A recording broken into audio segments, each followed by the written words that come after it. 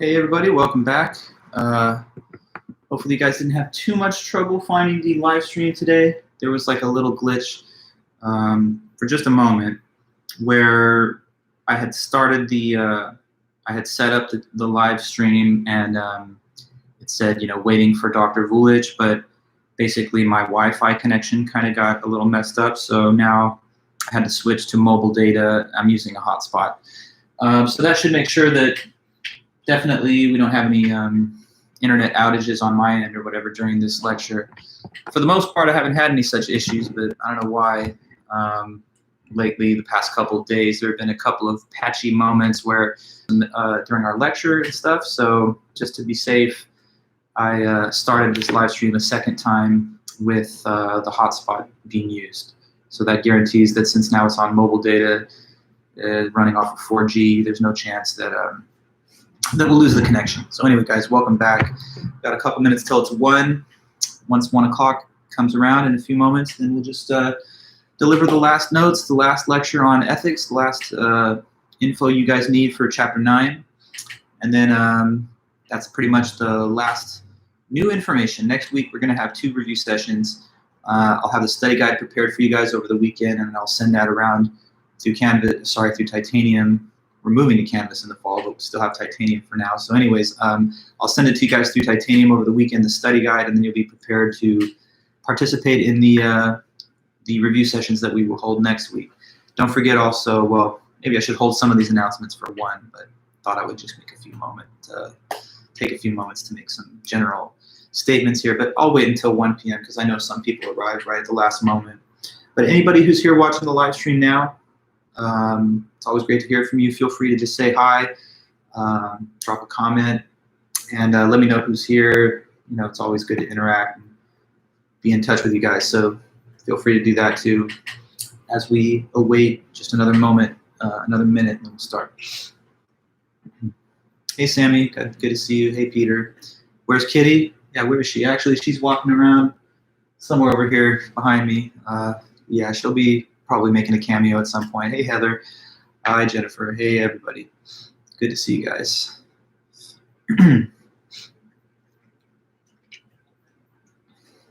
Hi, Juliana, Thomas, and all the rest. Appreciate you guys. You guys are doing the important work of attending these meetings, taking the notes, live stream, and just watch it later, which is fine, and I understand that there's all kinds of reasons for that. But in the perfect world, right, we would all attend these meetings for the maximum impact and the maximum value. But for you guys, I really do appreciate it. Hi, Delia and Eduardo. Good to see you guys too. Okay, so it's pretty much 1 o'clock. So I'll go ahead and just start off telling you guys a few things just to remind you. You have a homework assignment that's due next week. That's the 4th and final homework assignment on media critical analysis. So don't forget to make sure that you set aside some time to do that. It's not best usually in any case to do your work at the last moment when you're under a lot of pressure. So I would just tell you, if you haven't gotten a chance to start it, maybe don't delay to the last moment. Even finding something that you're going to view can take a little bit of time. So, try to get that in if you can prior to the last possible moment. But anyway, that's a homework assignment, and you guys know about it, and you can see the instructions that I gave through Titanium. And today's the last lecture on Chapter 9. So after today, we're not going to be learning anything new. We're just going to be reviewing and getting ready for that final exam. So I'm going to create the study guide for the final over the weekend. I'll send it out to everybody, and then we'll use that to just go through the topics one last time of our semester, and you'll be prepared then to take your final exam. You recently took a quiz on science, and I know that you're wanting to get your grade back, and you will. I've had a lot of grading tasks that I've been working through over the past week, so it's just taken me a little longer than I would have ideally liked, but not to worry. It's going to be done tomorrow in the afternoon. So for sure, you're going to know your score on that if you would like to seek it out from me this weekend. So I'll be providing you an email tomorrow morning. I'll just send the email, and it's going to say grades are in for the 3rd quiz, and please send an inquiry to me if you'd like to have your score or if you'd like to see any comments. So that's basically it. the last thing you guys did, the quiz on science. It's pretty much almost there, but I need another day or so to finish the last few. Anyway, certainly anytime after that over the weekend, feel free to send me a message and I'll get you your score for that, or for anything else, or for the grade in the class overall. Okay, so it's week 14. Today's April the 29th, Wednesday. Next week we have 2 review sessions, and then the final is the last thing. So if that's all clear, I don't know, anyone can always and should always, if they need any information, if you have any questions for me about the schedule, about the class, about the topics, just let me know, and I'm ready to respond or to assist any way I can. Okay, guys, then let's just cap off this last lecture of the semester. We're working through Chapter 9, which, as we've learned, is all about ethics. So a little bit more on ethics for us.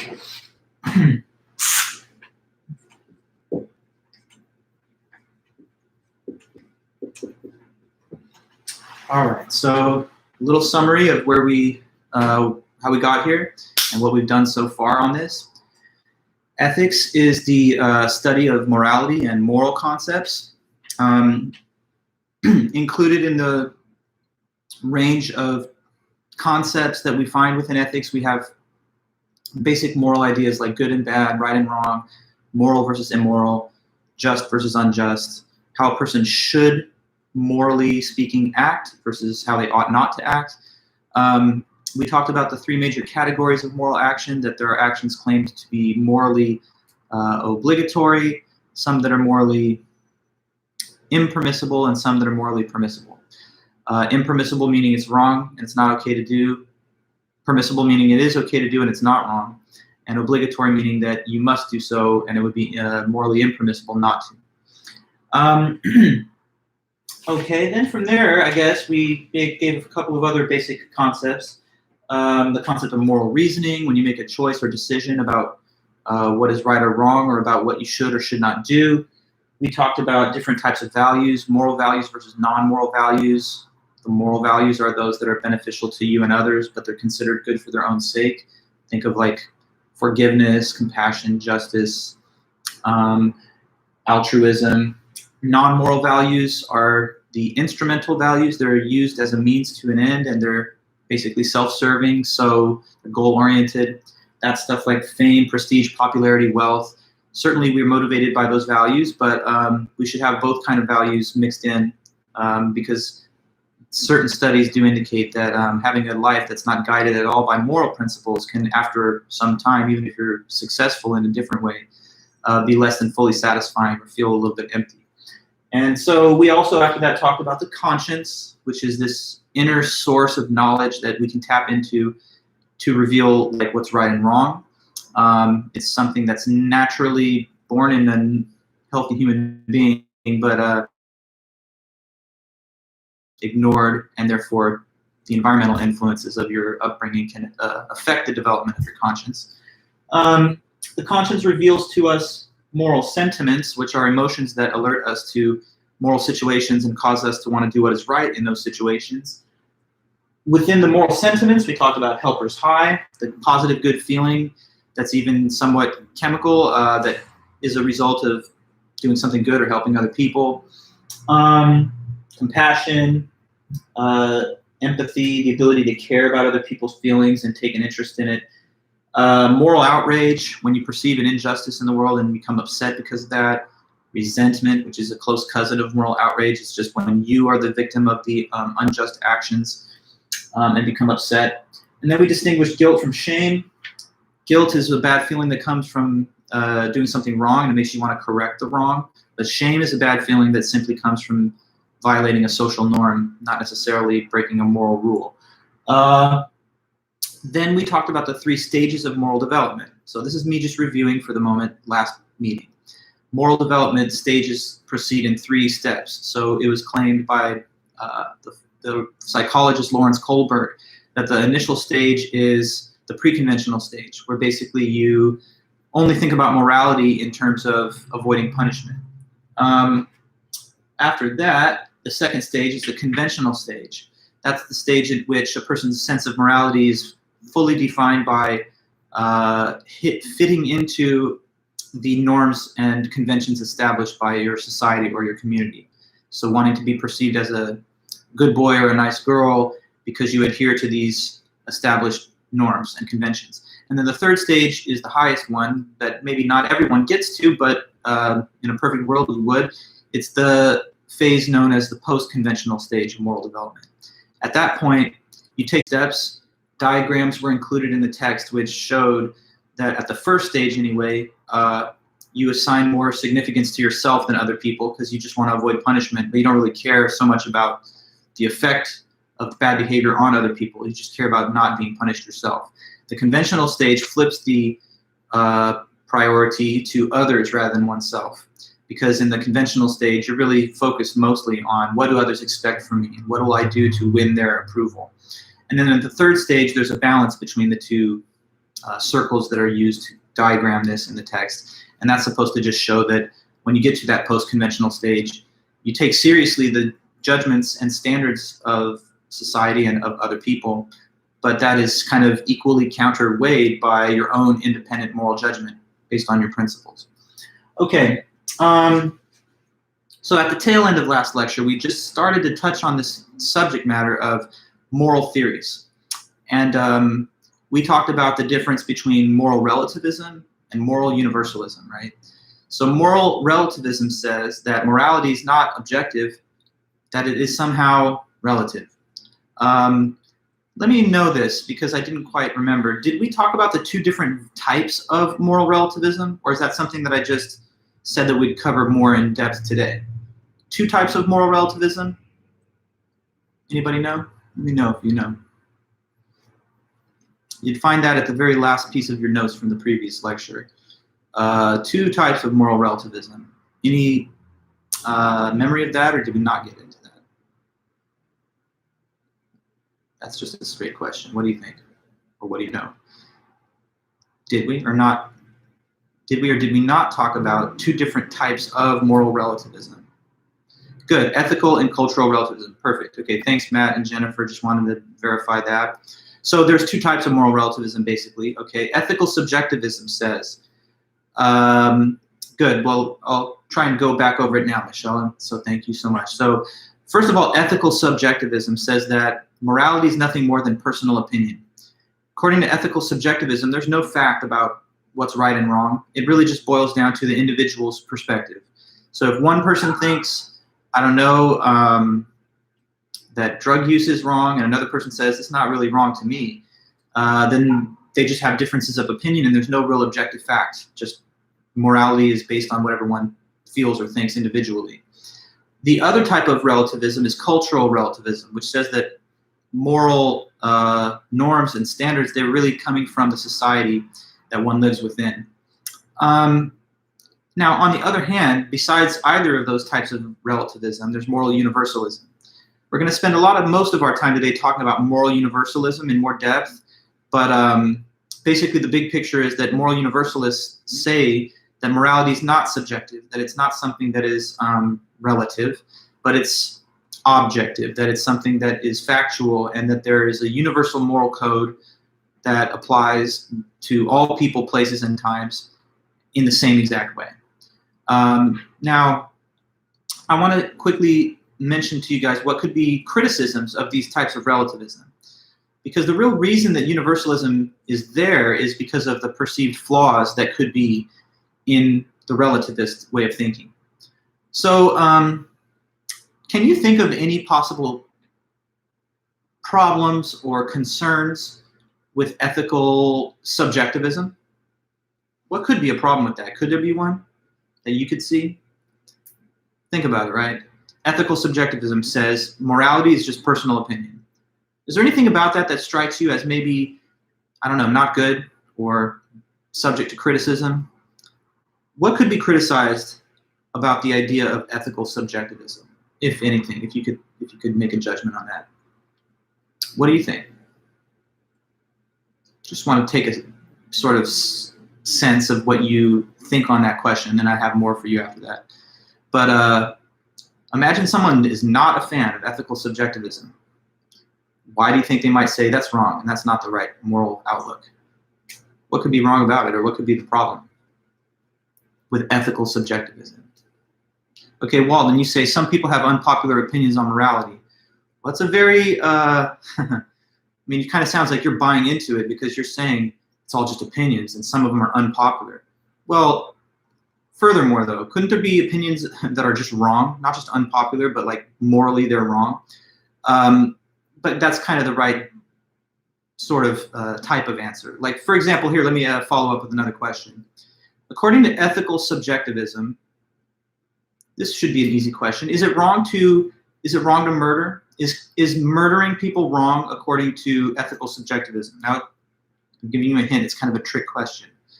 But what could you say about that question? What's the answer? Is it wrong to murder based on ethical subjectivism?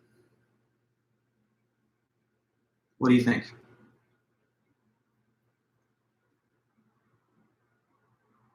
You know, the theory says morality is just personal opinion. Now I'm asking you a question about morality based on that theory. So, is murder wrong then, or not? What's the answer? Well, Eduardo, it's not really what I'm talking about, though, because murder to save lives, it's not exactly the same thing as murder. Murder means wrongful killing. So, let me make it more specific. Is it wrong to kill innocent people? Now, good, Matt, you're saying depends. And same with you, Michelle. And that is the disturbing answer that I was trying to get from you. Because that's what the theory implies, right? So, according to who, or let's say this, when, according to ethical subjectivism, is murder a good thing? Well, if what? If an individual has the opinion that it's good. Okay, so to the psychopathic serial killer who takes a lot of pleasure out of murdering people, it's good. And to the vast majority of people who find that abhorrent and evil, it's bad. But like, doesn't that seem to be a problem to you? It should, I hope. Because you don't want to just say that murder is wrong depending on your opinion. Don't you think that there are some things that are just so bad and immoral that they're wrong, period? No matter if some very disturbed individual has a difference of opinion, that they're just fundamentally wrong. Why should we grant legitimacy to the perspective of the serial killer who might say things like this? Killing people's fun. It's like hunting, except it's hunting a very intelligent animal. And since it's the hardest animal to kill, the pleasure of killing them and dominating them is like nothing else. You know, so hunting down human beings, watching them die, it's pleasurable. It outweighs the pleasure that maybe of any other action you could do. So it's a great thing. We should be killing people. Now that's a bad thing to say. And ethical subjectivism cannot tell you why that is objectively wrong. All they can say is, well, you know, most people don't have that opinion. But some people, of course, do. And they're sitting in jail, or some of them are out there living free and have not been caught. But don't you understand that ethical subjectivism opens the door for a person to say, well, based on my viewpoint, you know, racism, sexism, genocide, murder, rape, it's not wrong. But most people would probably balk at that. Most people would probably say, hold on a minute, this is a terrible ethical system because those things are wrong. They're wrong, period, as a matter of fact. Even if, let's say, some very warped and disturbed individuals may not have that opinion, their opinion is incorrect. It's not something that's right for them, and it's just wrong for others. So that could be a problem, right? The ethical subjectivist main criticism is that they cannot justify a sweeping and broad claim that any conduct is in itself immoral. It just depends on the individual, which that's not strong enough for a lot of people with very clear moral intuitions, right? I think it's probably my view also that ethical subjectivism is problematic because, you know, some people might say, whatever, rape, you know, it's like natural because the dominant males that are able to subdue females, like if you go back in prehistory, maybe that led to like biological advantages or success, but it's wrong, you know? So no matter what opinion one person may have on actions that are like so abhorrent and wrong, you could probably, I think, reasonably say that they're wrong, period. Another question though, let's talk about cultural relativism. Now, according to cultural relativism, let me ask you this question. Is it immoral to have child marriage? Is it immoral to marry a child, according to cultural relativism? What do you think? It's kind of another one of these trick questions, but I think now you'll be able to pick up on what I'm thinking of in terms of response pretty fast. What do you say about cultural relativism? What's that position? Again, it's the position that ethics is not based on the individual, but it's based on the culture or the society within which the individual lives. So Walden and Delia, you're saying no. No to what? No that it's... So I asked the question, is child marriage wrong? Your answer, though, is a little too straightforward. What should you answer instead of just saying no? Keep in mind, it's relativism, so let's think about the concept. I asked you, according to cultural relativism, is it wrong for people to marry children? Why are you saying no? So maybe you can explain yourself. Why you say no?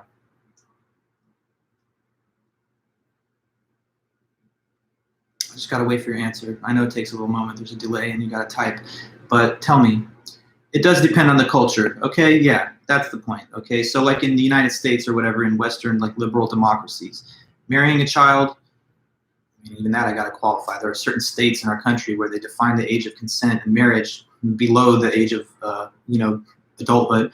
But for the most part, right, talking about children, like very little children, like a 12, 13-year-old, you could say that's fundamentally considered immoral. That's like a pedophilic act in our culture. But in some, indigenous cultures that exist within the world, it might not even be abnormal, but an expected rite of passage into adulthood, that you marry off children to older people when they're still young and, all of that.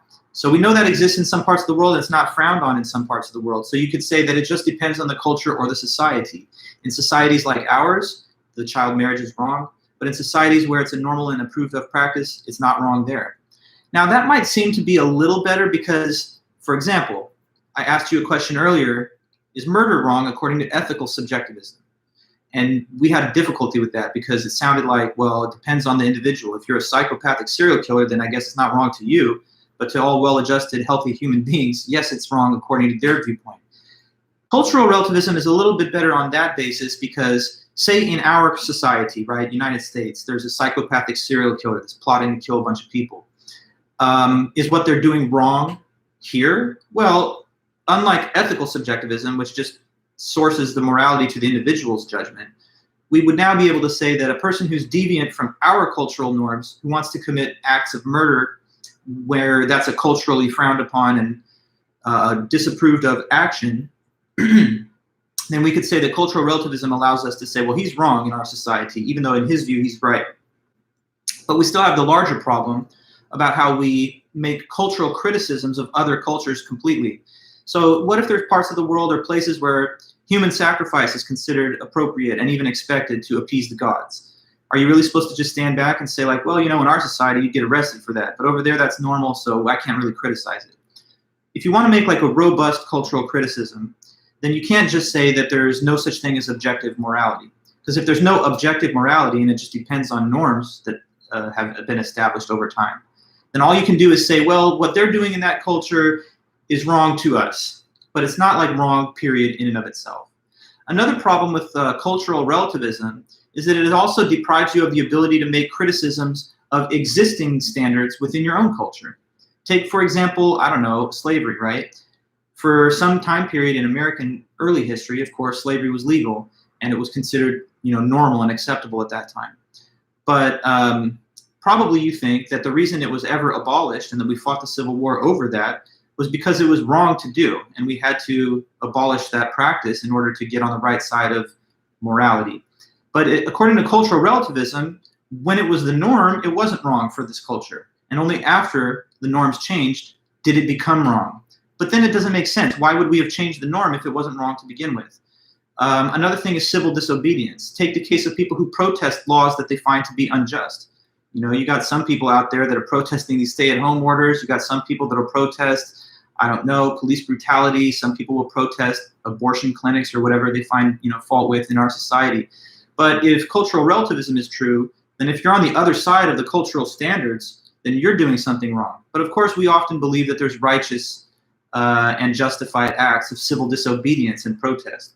So if any of these criticisms of either type of relativism kind of hit home for you, like you don't want to necessarily concede the point that if a psychopath wants to kill me, then I guess he thinks that's right and there's nothing wrong with it as far as he can is concerned, or if you find it problematic to say that in world cultures or even in our own culture where unjust practices exist, they can't be criticized morally because there's no fact about what's moral. If you find those kind of objections to be significant, then moral universalism is an alternative for you. So with the time that we have right now, almost an hour left in class, I just kind of want to take you guys on the very basic crash course of two big moral theories that are considered moral universalism. These are the two probably primary theoretical options for people that are interested in moral universalism.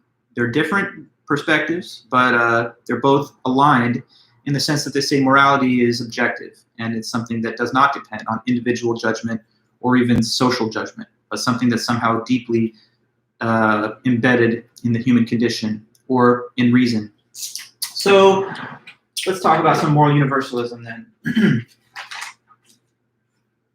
So, by the way, most, I think, ethicists that are very serious about the topic of ethics are a little bit more in the camp of moral universalism. You know, a lot of postmodern people, some of them anyway, don't agree with it.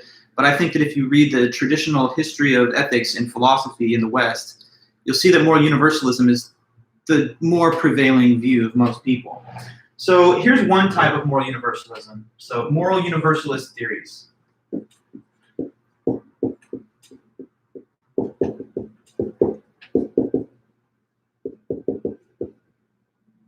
So moral theories or ethical theories are attempts to present conditions under which an action is morally permissible, impermissible, or obligatory.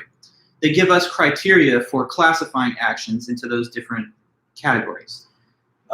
So one type of moral universalist theory is this one. It's called utilitarianism.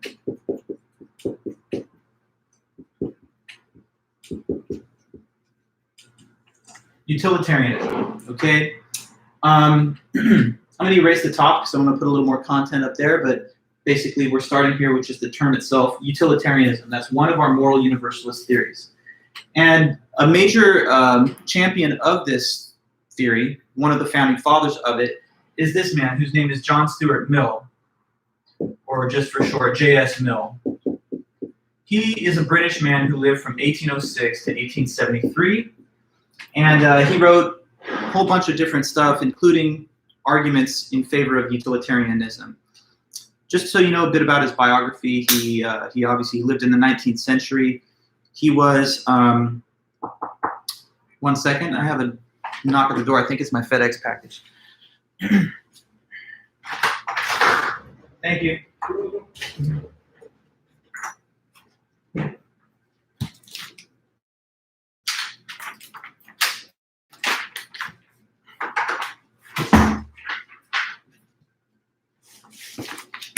All right, yeah. Sorry for the little disturbance. It's some new kicks, so I just got some new running shoes. Anyway, I'll be busting those out later, but back to the lecture. John Stuart Mill, he was a British citizen, and he was politically what you would call today like a libertarian, meaning that he thought that the government should have the least amount of power that is necessary for maintaining order in society, but no more than that. So in his mind, if you're doing a self-regarding action that does not negatively affect other people, then it's just your own business and society should not interfere with that. So like if people wanted to gamble or use drugs or something or go to seek out prostitution, as long as those actions are all consented to and there's no external harm. Well, I'll show you the shoes if you really want to know. They're pretty cool. They're not Jordans, but they are Nikes. They're running shoes. I'm a big time runner, so I can bust these out later. I have not looked at them yet, so you guys will be the first to see them. Anyways, back to Mill. He would be a libertarian by a modern description of it, but he's also considered a progressive in a lot of other ways. For example, he was an early advocate for the full women's suffrage so that women could vote, right, including in our country where they're not allowed to until 1920. He believed in the worldwide abolition of slavery. So he had like an interesting mix of views, but he also briefly served in the British Parliament closer to the end of his life. So he was both an economist, philosopher, and a politician. But he's most famously known for his writings on utilitarian ethics. So what does utilitarianism actually say? I'm going to move that so I have more room in front of the board. But yeah, I can open that for you guys later. Utilitarianism is this point of view that what you should be doing ethically is the action that generates the maximum amount of overall happiness for the greatest number of people. So I'll write that here and then I'll go over it a little bit more. It just says, act always to promote the greatest amount of overall happiness for the greatest number of people.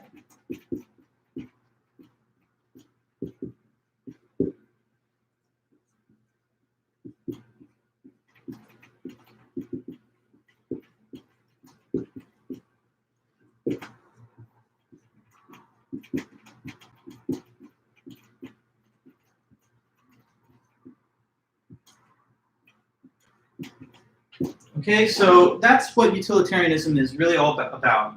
It says try to maximize overall happiness for the greatest number of people. So when you're making decisions in life, according to this theory anyway, say you have a set of options that are available to you. You got like A, B, C, and D. The question of a utilitarian is which one of those actions would lead to the most overall happiness for the greatest number of people? And whichever one would is your moral obligation.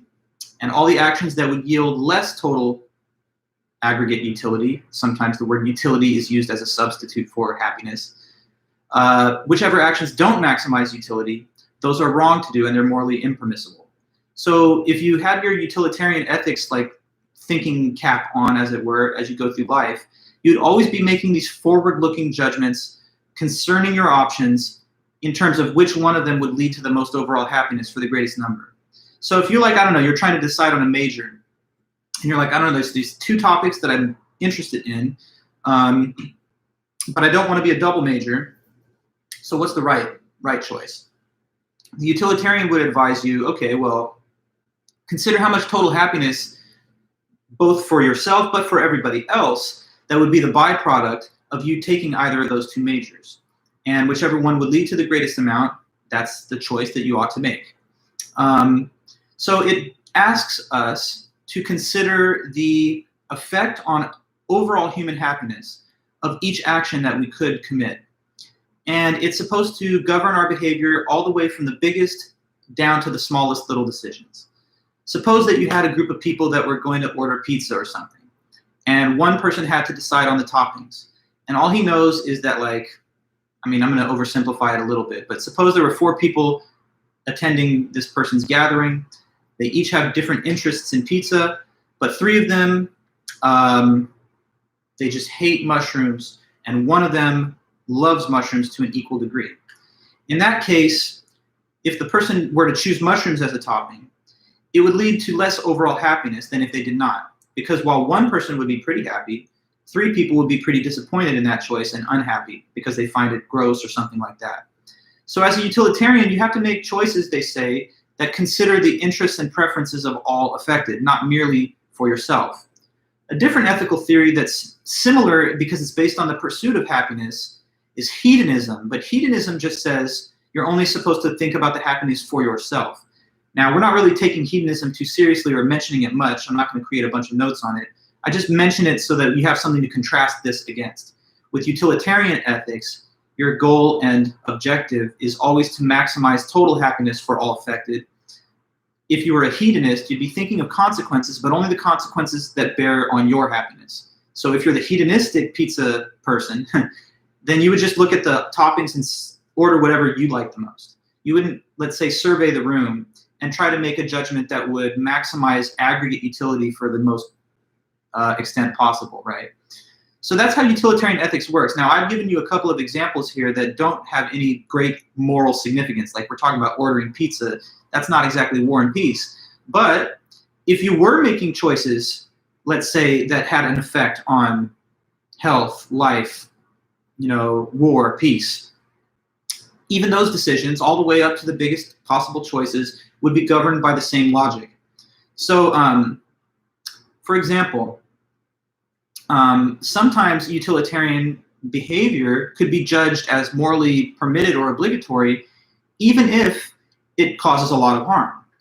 That would be justified in a situation where the alternative to that action causes even more harm. So like a lesser of two evils type situation. Let me give you an example from history that maybe will help you understand this in more detail. You guys all know, right, that the atomic bomb was dropped on Japan by the United States, two of them, after the attack on Pearl Harbor. We dropped one on Hiroshima and one on Nagasaki. The bombs were called Fat Man and Little Boy. Okay. Well, historians and ethicists, of course, have and continue to debate whether that was moral, the decision to drop those weapons, right? Now, imagine that you're a utilitarian and I'm not saying I agree with this or don't, but suppose that there's a utilitarian who wants to make the case that this was actually morally justified or even obligatory. How do you think a utilitarian person would make the argument that dropping those bombs could be morally justified? Let's see if you can reason through that real quick. So you heard the fact, you dropped those bombs. It was hugely devastating in terms of human life. I mean, like 100,000 people just evaporated instantly, but that's certainly not so good, and that takes away all their future happiness, right, by ending their lives in that way. But how could a utilitarian seek to make an argument that this is actually the right thing that was done? Let me see if you can come up with that reasoning. How could it be justified on a utilitarian moral basis? Why? Because, well, Matt, not exactly, no. Utilitarianism is not nationalism, okay? So it doesn't matter that Americans are happy because the happiness they might experience is going to be overwhelmed by the death of people who can no longer experience any happiness. So that's not the right answer. Heather, you say if Japan was going to drop a bigger bomb that was going to kill more people. Well, no, because they didn't have atomic bombs, and they still don't. Atomic weapons are only possessed by some countries. Maybe Japan has them now, actually, but at that time, no. There was only the United States that possessed the bomb. And again, Delia, no, you're making the same kind of, I guess I should say, moral error as Matt by saying that it's only in the effort to promote American interests. Utilitarianism doesn't care who it is, American, Japanese, Canadian, Mexican, anything. It's only about maximizing total human happiness, not American happiness. So let's try again. How do you think that a utilitarian thinking that way could say that the dropping of those bombs was the right action? Because, maybe I should give you a little bit of help. Because what might have been the alternative to having dropped the bombs? Think about that, and then let's see your answer. What would have been the moral justification for it? We're talking about killing a lot of people here, which is not generally a good thing to do to a utilitarian, of course, because they'll never have happiness again. So you say, in the long term, both sides would have had less losses and an invasion would cause more casualties. Exactly. So there you go, Eduardo, you're getting to the point. It was argued, okay? This is not a hypothetical. It was argued on a moral basis that this was justified because had the bombs not been dropped, you could make the case that there would not have been a quick end to the war, and you had a dedicated enemy unwilling to surrender. So what could have been the alternative would have been a war with no definite endpoint, and maybe a land invasion using more conventional weapons, which would have, in the long span of time, amounted to more human casualties on both sides than the immediate suffering and death that was imposed by the bomb itself. So it's basically like lesser of two evils, considering the total human body count. The weapons will impose certain death and destruction, but the failure to use them could have caused even more.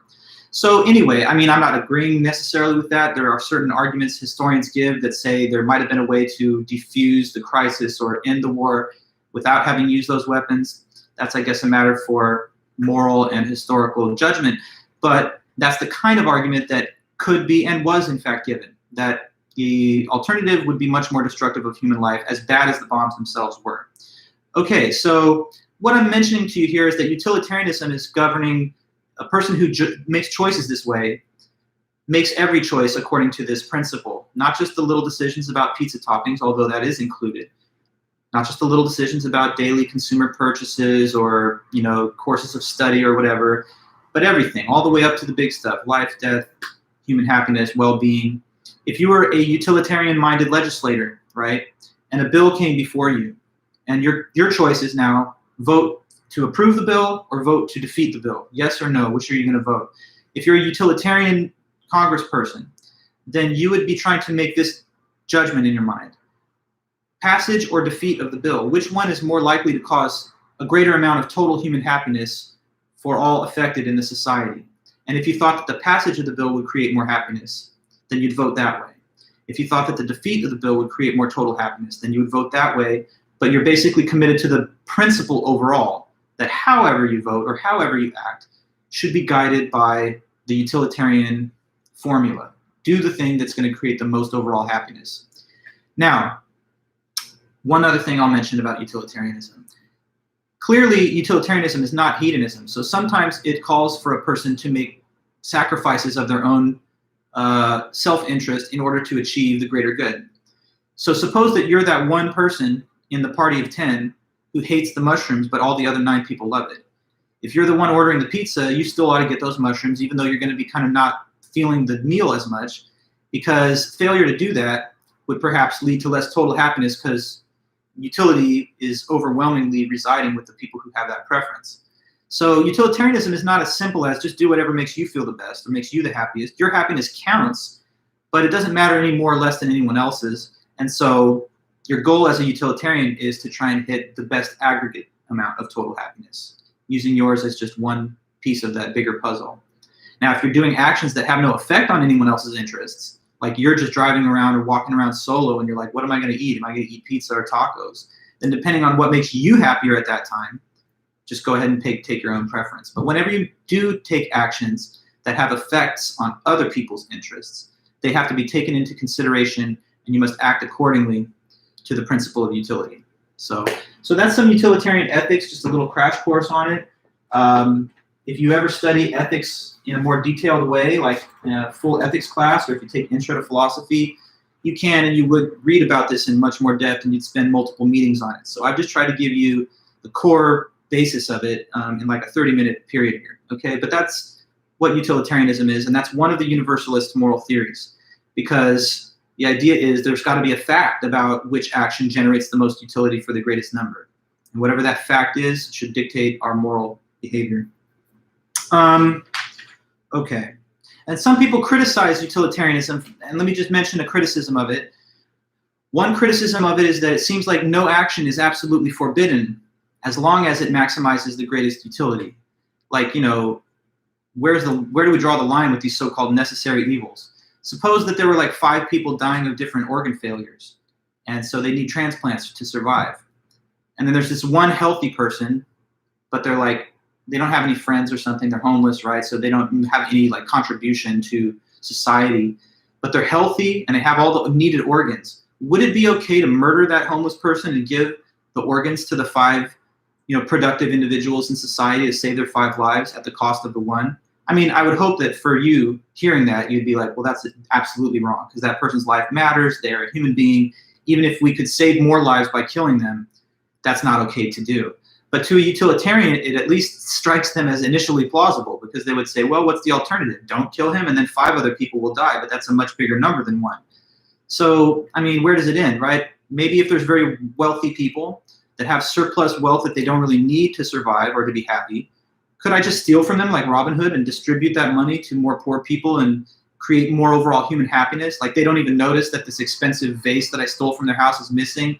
I flipped it on the black market and now I'm feeding a bunch of, you know, needy children, or I give the money to cancer research and it creates a cure or something. Does it become permissible then to just act in the towards the maximization of utility, even if I'm breaking all kinds of laws and rules? So there are definitely some reasons to criticize utilitarianism, but it's got some plausibility also. Okay then, so I want to go ahead and talk about another of the major moral universalist theories. So that was one of them, from John Stuart Mill, Utilitarianism, and I've tried to give it, you know, my best explanation. But there's a little bit more. So,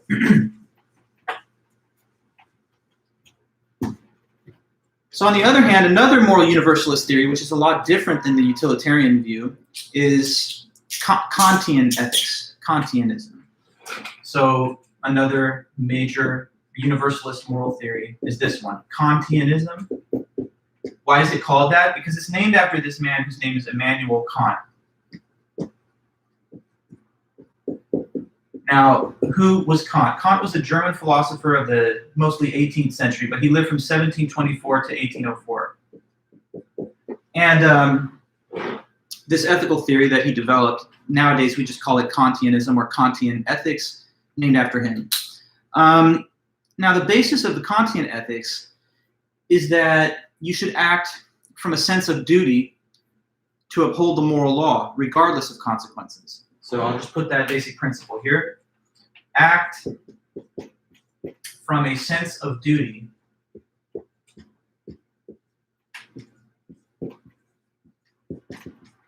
to uphold the moral law,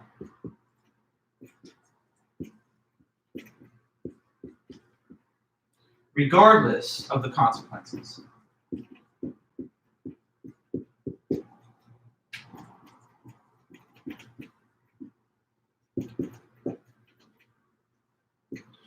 Okay, so from Kant's ethical perspective, your obligation is not to go around life trying to make the most happiness exist, but instead you're just supposed to follow the moral law and do that out of a sense of duty. And you're supposed to do this regardless of the consequences that could happen. So even if, let's say, I don't know, say that you did something unjust and you have not been apprehended for it by the law.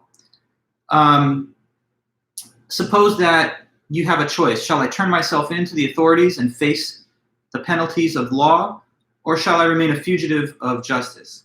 Suppose that they have not even identified a suspect, and so there's no way they're really going to catch you. Suppose, furthermore, that you yourself regret what you did, and you have no inclination to ever commit that kind of action again, but your guilt is wearing on you. And so you make the decision, I'm going to turn myself in. Now, is that going to make anybody happy? Maybe not, right? Maybe the individuals who were harmed by your misconduct no longer exist. Maybe you yourself, of course, would be much happier for the remainder of your life living as a free person.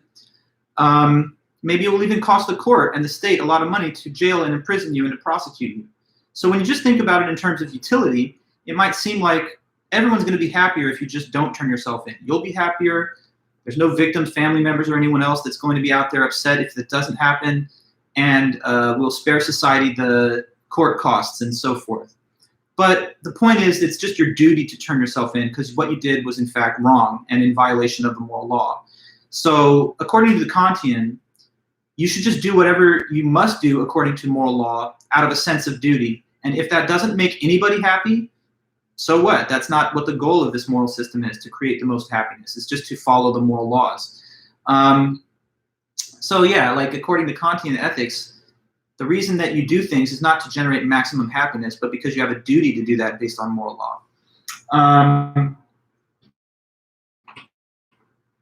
Now let's see, I've got a few other examples associated with Kant. You know, sometimes people associate Kantian ethics with a broader school of thought, which is called Deontology. And I'm just going to write the word, but I don't want to make a big deal about it. Just so you understand, Kantianism is perhaps a member of a family of theories that are called Deontology ethical theories. Deontology comes from the Greek word deon, which means duty. So it's like the ethics of doing your duty. When you have a duty to do something, you don't consider what the consequences will be. You just do your duty. Famously, another type of ethical theory that's also morally universalist, which is a little different from Kant, but it has that same flavor of you have to do your duty, is the divine command theory of ethics. Now, divine command theory, I'm just briefly going to mention it conversationally to you, but it's the viewpoint that you should do the actions that are commanded by God. Whatever God commands you to do is a moral obligation, and whatever God forbids you from doing or commands you not to do, that's morally impermissible. Now, with divine command theory, there's some issues, of course. First of all, it's only going to really have any appeal to people that believe in God in the first place. If you were an atheist or something, then you would say, I can't follow divine command theory because there's no divine being to give the commands. But a lot of people are, after all, religious and believe in the ethical principles taught to them in their religion. So you could take divine command theory to basically be like, I don't know, if you're a Christian or maybe Jewish person, follow the 10 Commandments and the other required acts that are mentioned in the scriptures, and do that out of a sense of duty no matter what. But divine command theory has its own issues to face. Famously, the most philosophical problem, aside from the fact that you'd have to believe in God, aside from the fact that you'd have to have a clear understanding of what his requirements are, which is sometimes a matter of, textual interpretation and even translation from Hebrew into English. Even if you could settle those questions, which are tough enough, the deep philosophical problem is this: could God just make anything moral just by dictating it? If so, then it starts to seem like morality is arbitrary, because it could be determined just by fiat. But if there are some things that even God could not command you to do morally, then it seems like he's not actually the author and source of morality, but it has its own independent basis.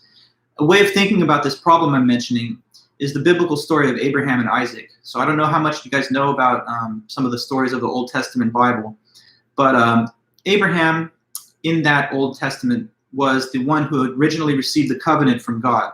So God, spoke to Abraham, and he said, look, if you spread the gospels that I'm going to teach you, and you become like a missionary of my faith to the world, then I'm going to have a little agreement with you. You do that, you bring people into this religion and make them worship me according to what I'm saying, and I will make sure that the chosen people, the Jewish people, have a safe haven in Israel and liberate them from oppression under the Egyptians. So Abraham says yes, and then he becomes the emissary of God's message to the world. And he's described because of that as like the most allegiant possible to God. Like he's the knight of faith. He'll do anything in service of God and God's word. But then one day, God has this strange request of Abraham. Does anybody know this story, by the way? If you do, while I'm still talking about it, I'll continue. But let me know in the chat there if anyone has heard about this scripture story. Okay, so God speaks to Abraham again. He says, Abraham, I need you to do something for me. You're not going to really understand this, but I want you to basically kill your son Isaac. So Abraham had a son. His name was Isaac. And he loved Isaac more than anything, as you can imagine, right? He had children. That's like a part of you that continues on after you, and you love your children. So the last thing I hope anybody would ever want to do is commit murder against their own child. But that's what God says. He says, look, I want you to take Isaac up there to the top of the mountain and slay your own son. And that's going to be an offering to me. And I'm God, so you have to do it. So Abraham is perplexed, right? Because he feels like I'm being torn in two different directions here. On the one hand, I love my son, and I would never want to kill him. But on the other hand, this is God that I'm talking to. And God's the ultimate authority. And so he's kind of following the divine command theory. He thinks whatever God commands me to do, that's absolutely my obligation. So I don't want to kill my son, but at the same time, I want to obey God. How can I, reconcile these loose ends? Well, anyway, he makes his decision that he's going to actually kill Isaac. So he takes him up, walks him up to the top of this mountain, Mount Moriah. And, he doesn't exactly tell him what they're doing. He's like, let's just take a hike, I'm taking you up the mountain. But when he gets him up there, does anybody know how the story ends? Do you? I'll just spoil it for you, but if you know it, maybe someone could just throw that out there. What happens up on the mountain? Anybody? Abraham, Isaac? Yeah. So Eduardo, you say you know how the story does conclude. Just want to throw out like a one-sentence description. Anybody? If not, okay, there's a goat and everything else. The son is spared, exactly. Okay, yeah, so correct. He gets Isaac up there, and he's prepared to commit the deed, right? He's about to slay his own son. But at that last moment, God sends down an angel who provides a ram, like a sheep or whatever, and then that becomes the substitute for Abraham, and he slays the ram, and then that becomes the offering to God. Now, it looks like, okay, happy ending, but it doesn't actually settle all the philosophical questions. Like, this question still remains. Could God have made that obligatory, or was he bound to substitute Isaac for a ram at the last moment? Because if he could have really made that the right thing to do, then it seems like morality has no content. If God wants you to kill your family, then that's the right thing to do. And that starts to sound like morality is just like out of control. On the other hand, though, if you say, yeah, he had to substitute a ram, because even God can't make the killing of your children a good thing to do, then it seems like morality doesn't necessarily depend on just whatever he commands, but has its own kind of independent moral basis. That's just a little brief detour into the divine command theory. I just thought that'd be fun to mention. But back to Kant. Kant is also an author who says that morality is based on fidelity to the moral law, and that you got to do it from a sense of duty no matter what the consequences are, even if they don't provide happiness or whatever. So what's this moral law, though, that he says we have to act to follow? He thinks there is a moral law, and he thinks there's an objective moral law that we can discover through the use of our reason. Okay, so Kant says by using reason, which he kind of leaves it open, where does reason come from? It could come from maybe God, or maybe it just comes from, you know, something that we've naturally developed over time, but we have it for sure. And that's the reason that me and you can talk, think in abstract terms, build technology, you know, play musical instruments, have media, and all of the things that make us humans, right? So we've got reason, and the same reason that can discover how to split an atom and make an atom bomb, for example, can also be used to understand the content of the moral law. So Kant believes there's this objective moral law that reason can tap into just by, you know, reflecting on it. How do we learn the moral law? Well, he says there's this rational principle that you will think about, which will direct you towards the content of the moral law. And this is a famous term and idea from Kant. It's the concept of what he calls the categorical imperative. So I'm going to erase this information here, and I'm just going to write the categorical imperative there on the board for you and just try to quickly tell you what it's saying. Okay, so still with Kant, still Kantianism, we're going to go over his famous categorical imperative principle. Okay.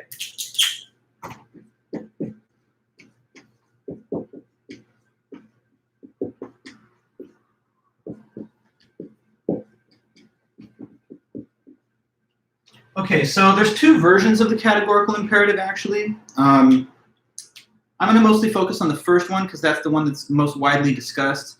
So here it is, version 1 of categorical imperative. Now, a first glance at what it says is going to look a little confusing, I'm just going to tell you, because it uses some technical terms, some jargon, that I'll have to kind of explain a little bit for us. But not to worry, once we get that explanation, it should be clear. So the categorical imperative says, act always so that the maxim which describes your action could be willed to be a universal law.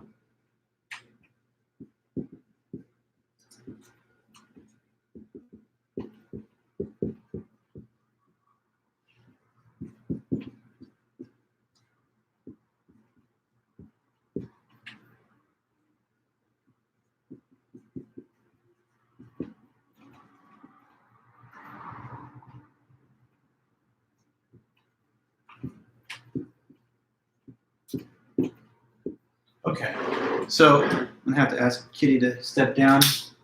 Kitty, you're so interested in these lectures, huh? Come on. Come on, Kitty, go down there. Okay, so yes.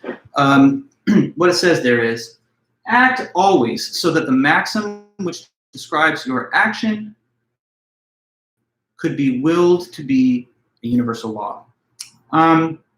So what's a maxim? A maxim is like an individual's policy of action. It's the statement of what they will do under certain specifiable conditions. Like, for example, I could tell you, I will deliver a lecture when class is scheduled. That's my maxim. That's making me talk to you right now. I'm operating according to that principle, that I will give a lecture when it is scheduled to happen in the date and time according to the syllabus. Now, converting a maxim to a universal law just means that you have to now imagine what it would be like if everybody in that same situation acted the same way. So my maxim of I will teach class when it is in session or when it is scheduled becomes the universal law. All professors will teach class when class is scheduled. And that maxim is no problem, because that would just mean that professors, when they're otherwise capable, would teach their duly appointed lectures according to the schedule given to their students. That's not a problem. I'm sure you guys would love that, right? Because you'd have predictable and very consistent professors. But there's some actions that fail this test, and those are the ones that he would say are morally wrong, morally impermissible. Let me give you some examples like that. So suppose I'm waiting in a long line, and we've all had to wait in lines, right? And if you're an impatient type of person, waiting in a line can be frustrating. You want to get up there to the front. You don't want to have to wait so long. But you're not the only person, so you do have to wait. But anyway, suppose that you're one of those impatient types. You're closer to the back of the line, and you're thinking, one way I could maybe get up faster to the front is if I just did what? What do you guys think I'm trying to mention here? Person's considering one way to get up there a little faster is if I just did what? Person's in a long line. They don't like being in that long line. They want to get through it. And they think, maybe I should just what? Hope we can follow my example. Yeah, cutting the line, exactly, Matt. So the person might be thinking that thought. I'm way here in the back. I just want to cut to the front. Now, what's their maxim if you follow the terminology? Their maxim at that time is, I will cut the line when there's a line that's a long line. But if that became a universal law, what would the universal law say? That who cuts the line when there's a line? Everybody. But is that even possible? No. Because if everybody cuts the line, then there's no longer any line to cut. And it just becomes a riot or a melee to the front. Exactly, Juliana, yeah. So the person thinks, I'll cut. But cutting only works if you're the only one who does it. In fact, does the cutter want everybody to cut? No. Because if so, there would be no point. Even though they would temporarily advance forward in the line, if 100% of everybody cut all the time, then they would simply be recut by everybody else. So what's the cutter really want? The cutter wants themselves to create an exception to the rule for themselves, but they want everybody else to still follow the same rule so that they'll gain an advantage over those rule followers when they break the rule. But that's wrong to do. Rules are not meant to be broken. They're meant to be followed. And so when you deviate from the rule, you're doing something that you recognize rationally you couldn't will for everybody to do. So the cutter doesn't want everybody to cut, or there would be no point. Therefore, they're doing something wrong. So in a way, a simplified statement of this technical-looking principle is that as Kant sees it, the moral law tells you that you should only do actions that it would be possible for who to do? For everybody to do. But if you're thinking about doing something that would not be possible for everybody to do, then that's something wrong that you shouldn't be doing either. Okay, like I'll give you more examples. Suppose that somebody wants to ride the subway, and they don't want to pay the fare. So they just jump over the turnstile to avoid payment, and they take a free ride. So this is the free rider. Okay, now their maxim is, when there's a subway, I'm going to not pay the fare. But if that's the universal law, then who pays for this subway? Nobody. Because if the universal law was all people shall not pay the subway fare, then there's no funding mechanism for the subway and it ceases to operate. But the free rider wants for there to be a subway that operates so they can ride it for free. So they don't even want everybody to do what they're doing, just themselves. And maybe one last case. Kant mentions this one himself in his famous book, Metaphysics of Morals. Say I want to borrow money from a person because I'm low on money. And I know the only way that they're going to give it to me is if I promise to repay it. But suppose I'm kind of an unethical individual and I say this to myself, well, I'll promise them so they'll give it to me, but I'm secretly thinking I will never repay it. So I'm going to make a false promise of repayment on a loan so that they'll give me the loan. Now that person's maxim would be, I will lie about repaying loans when I want some extra money or when I request loans. But if that was the universal law, then would lending even exist? No, because if 100% of people did not pay back their loans, then the lenders would know this and they would just laugh when you even requested it, because they would say, haha, yeah, right. Like every single person who asks for a loan never pays it back. So the liar doesn't want everybody to act the way they're acting. Otherwise, there would be no presumption of truth-telling when the loan is requested in the first place. So they kind of want most everybody, except for them, to actually tell the truth so that their lie will go undetected as a falsehood. So there you go. That's another look at ethics from the perspective of this philosopher, Immanuel Kant. He says act on maxims that are good maxims, meaning that they could be universally applied. But if you think of doing something that can't be done by everybody, then you're thinking of doing something wrong. There have been cases where I've been in a rush to get somewhere and I've been driving alone on the freeway and the only lane that's moving at all was the carpool lane. Of course, now there's no such thing as traffic, which is one nice, I guess, side effect of our current status quo. But when there was traffic, right, I would sometimes hop in the carpool lane, not a lot of the time, okay, don't get it wrong. I'm not like some kind of lawbreaker by habit, but there have been a couple of extreme circumstances where I urgently needed to make it to a destination and I thought, I'll just cheat the rule for like a moment. Now, if my maxim was, I'll ride by myself in the carpool lane when I'm in a rush, that would not work if everybody did it, because then the carpool lane would be just as full as all the other lanes, and it would not be an expedited route for your arrival. So we can think about ethics then from at least two different perspectives. The utilitarian perspective says maximize happiness or pleasure, utility. The Kantian perspective says act to support and uphold the moral law. And the moral law is disclosed by this categorical imperative, which says that it's only okay to act, and your duty is only to act on maxims that could be made into universal laws. So really that's it from these ethical universalist theories. I just want to add a few last pieces of terminology, a last couple of vocabulary items to close off Chapter 9. So one last thing that's mentioned in Chapter 9 are the concept of rights. Okay, and there's two different types of rights. So you have welfare rights and liberty rights. Two types of rights.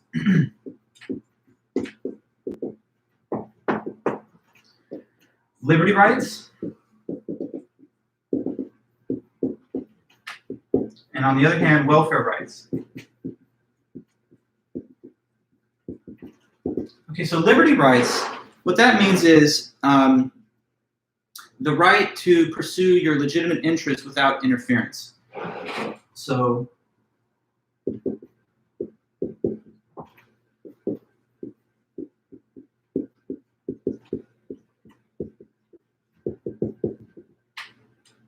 rights to pursue your legitimate interests without interference. So it's called liberty right because it's the right to be free in the pursuit of your legitimate interests without being interfered with or shut down by any external source or state. Welfare rights are different. Those are rights to be provided with things that are considered essential if you cannot provide them for yourself. So rights to be provided with certain essential goods if you cannot provide them for yourself.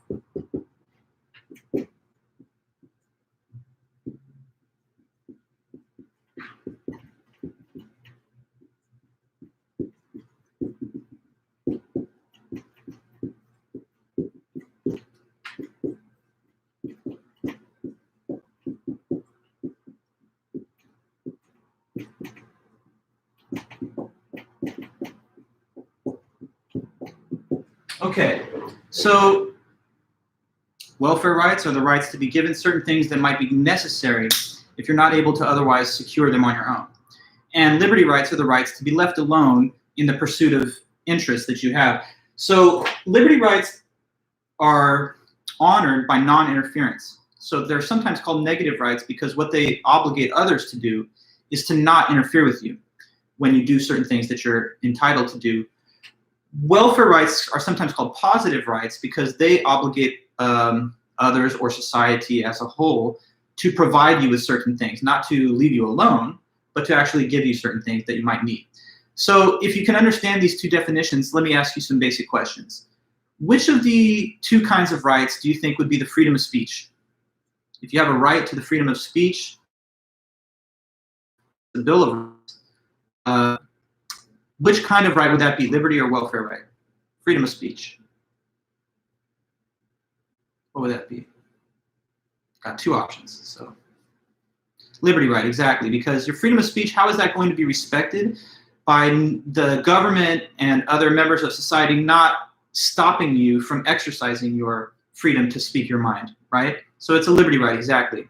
What if I ask you, okay, suppose that healthcare is considered to be a human right, and some say it is, and someone argues that you have a right to healthcare.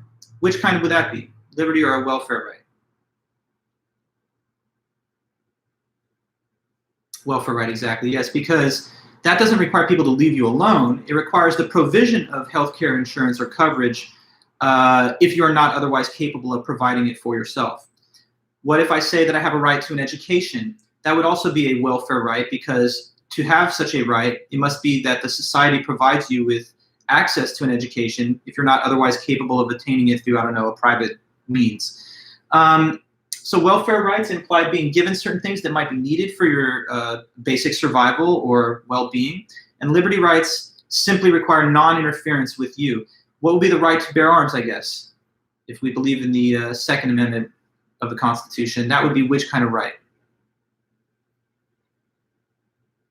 Just one more example to see if you follow the definitions here. It'd be a liberty right because it's not the right to be issued a gun. It's the right not to be prevented from acquiring one on your own if you would like to for your self-protection or whatever. So that's a liberty right as well. Now, both rights are considered very important. Sometimes in life, we enjoy rights that amount to not being stopped from doing things that we have every right to do, like protesting, assembling, speaking our mind. So right of speech, freedom of religion would be another liberty right, because that doesn't imply giving you anything, but just not interfering with the exercise of your religious practice. But welfare rights, I mean, if you have a right to food, water, healthcare, education, those require the provision of those things by society and its members. So those are welfare rights. Okay, and then the last thing, very last thing of the whole semester in terms of notes, the word virtue, and what is a virtue? So some people believe that the key to living an ethical life is simply to build up what we call virtues. And a virtue is easy to understand. It's just a desirable character trait.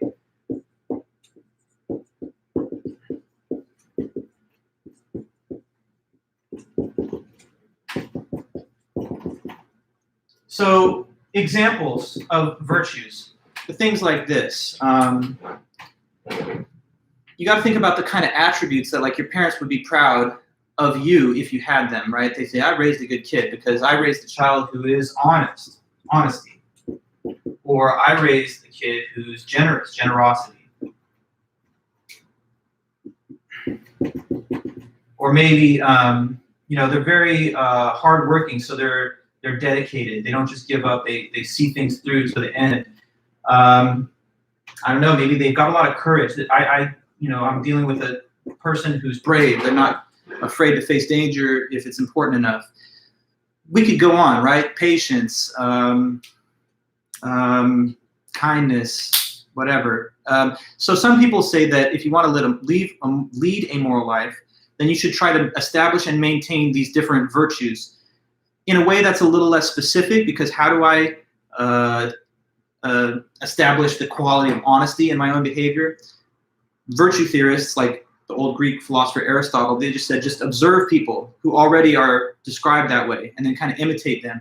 And over time, it'll become second nature for you. So it'll just be as easy as, just doing whatever you do normally. Okay, so that's it for the notes. But you guys told me that you want to see the shoes, right? So I'm going to take them out. Hold on.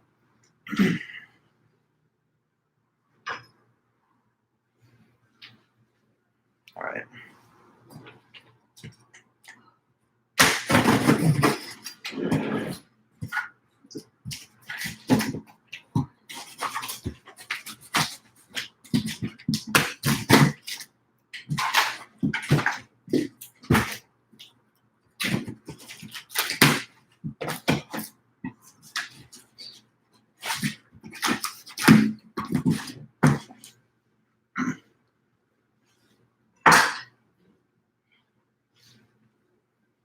All right, here we go.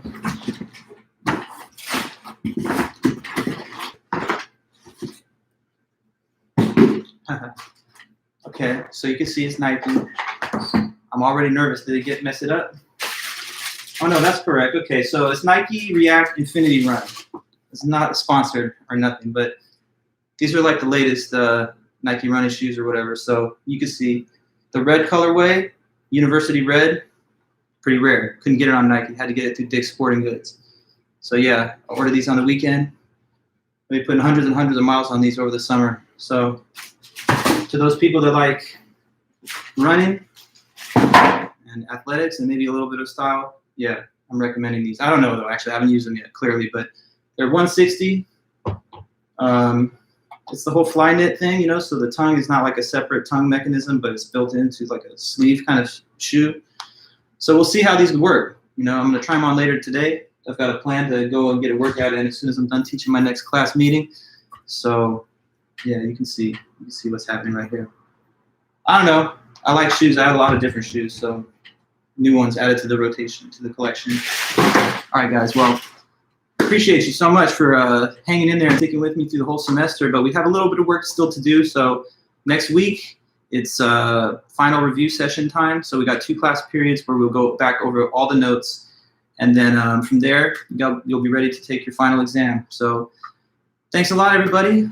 If you have anything that you need or want, let me know. I'm finishing with your quizzes, though, like I said, later tonight or in the early morning tomorrow. So over the weekend, we'll be in touch as I give you guys back your scores for that last assignment. All right, everybody. So I'm going to have to roll. I have to get ready for my next meeting. It starts at 2:30.